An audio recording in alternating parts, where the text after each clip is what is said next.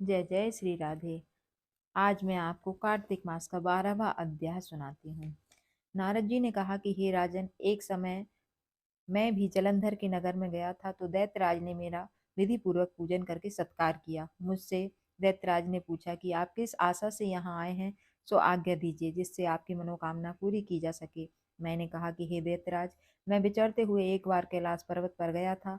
वहां शिव जी पार्वती जी के साथ बैठे आनंद मना रहे थे। पार्वती के सौंदर्य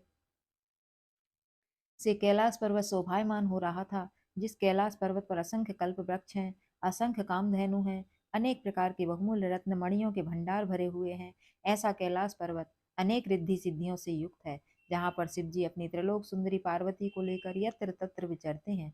इससे कैलाश की शोभा और भी बढ़ जाती है। मैंने सोचा शिव जी सचमुच धन्य हैं, जिन्हें ऐसी सुंदर पत्नी और कैलाश पर्वत जैसा स्थान मिला है, जहाँ सभी प्रकार की रिद्धि सिद्धियां विद्यमान हैं। यह सोचते हुए मुझे आपके नगर की याद आई कि वह भी इसी प्रकार की नगरी होगी, इसलिए इसे देखने के लिए मैं यहाँ आया हूँ।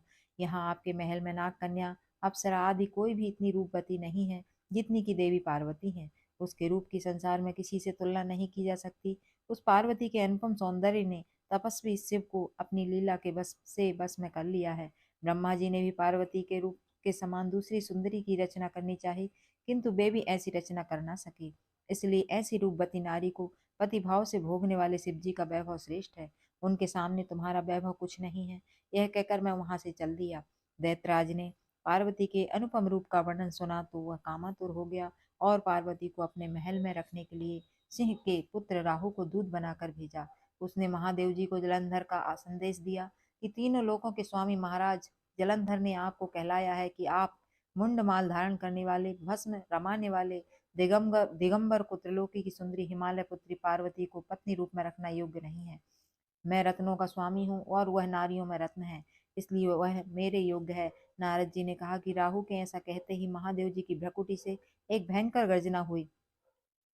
फिर उसमें से एक पुरुष पैदा हुआ जो सिंह की आकृति का था, जिसके सिर पर बड़े बड़े बाल थे। अग्नि की लपटों के समान उसकी आंखों में से तेज निकल रहा था। वह राहु को खाने के लिए दौड़ा। राहु उसे अपनी ओर आते देखकर डर के मारे भागा।